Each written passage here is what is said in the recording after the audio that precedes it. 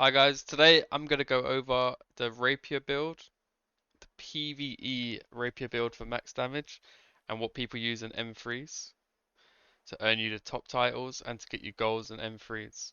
I'm going to go over some important perks that you need and how to stay alive using these perks.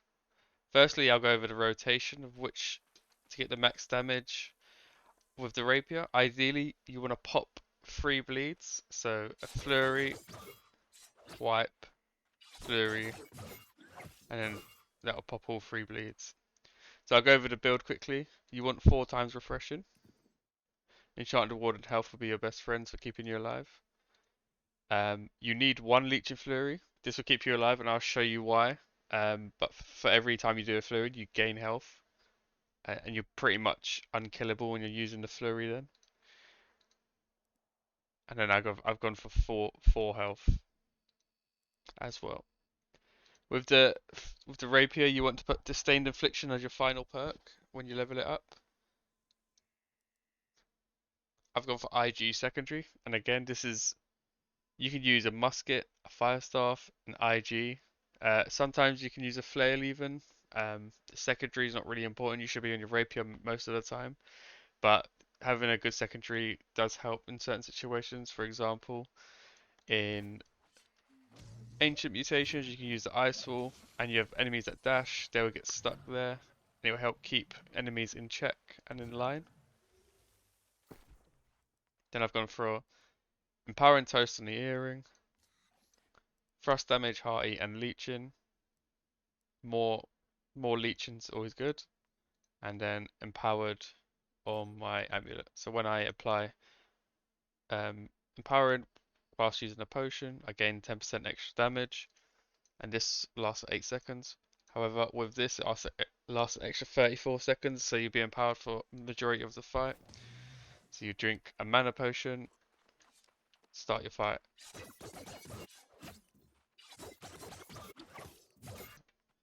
For the best PvE Rapier build, you want to use the Nimble Coat. The reason being is you would never run out of cooldowns and you would never have to use a light attack.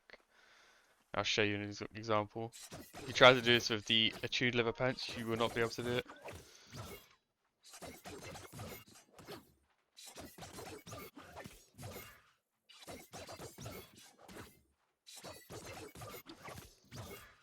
And you can just always use abilities.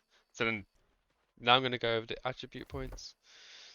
You should always go up to 350 intelligence, 10% ability damage. It's going to boost your flurry and your finishes.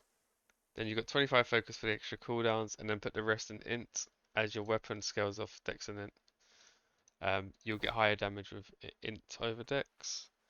And now I'm going to show you why Leech and Flurry is one of the best perks in the game, and everyone that is using a rapier should use this for a PvE.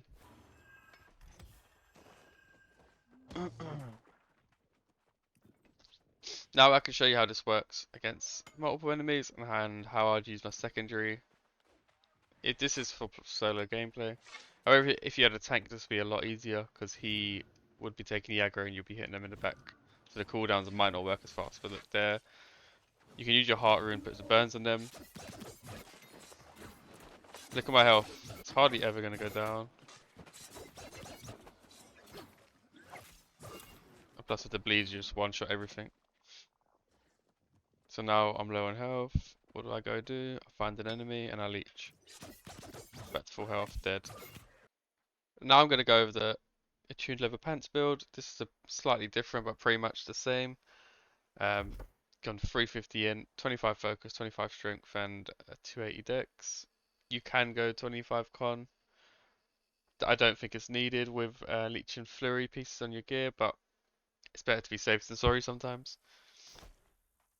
So the rotation will be pretty much the same. You have 1 light attack in there.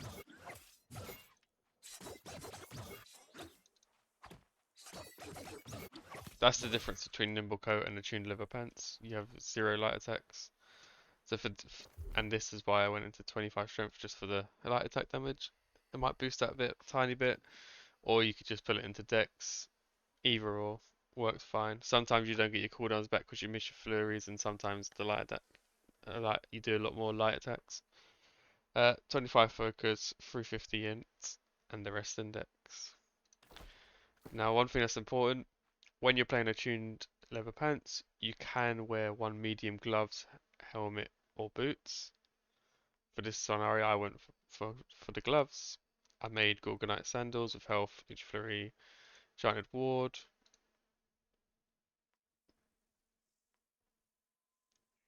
This is a 2 perker, the lightning harness is not being used. I just threw this on for this video. And health challenge. So always make sure you got 4 times refreshing, whatever secondary you want, whether it's musket, IG, fire staff, flail, you can use whatever you want. I think scenario, I think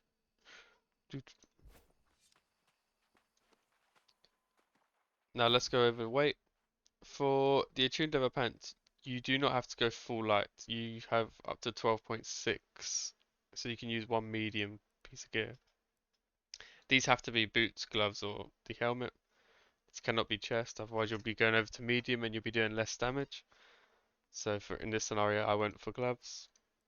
Then I've got boots with Leech and Fury, helmet, 4 times refreshing. I always play minimum 4 enchanted ward, and then again the same empowering toast, empowering on your amulet with whatever protection you need, and then leeching, frost conditioning, and frost damage and help and hearty. Hearty is important, so instead of 2 dodges, you now get 3, which can be helpful in certain situations. Yeah, that's pretty much about it for the rapier build. If you would like to see some gameplay on the rapier build and how I use it in dungeons and how we do M3s or how we do the hive, drop a message below or join my Twitch. It's Jackman New World or Jackman NW is the Twitch name. Feel free to pop along. I stream most days, whether it's doing tanking, healing, DPSing. I can play any role. And this is a basic guide on how to use the rapier and how I'd recommend and what perks are the best. So remember to put Disdain Infliction on your finisher, whatever secondary, whether it's musket, IG, fire staff, and make sure your weight load is below 13. So with a tuned leather pants you can wear one medium. And Leech and Fury is your best friend and this will keep you alive. Have a good day!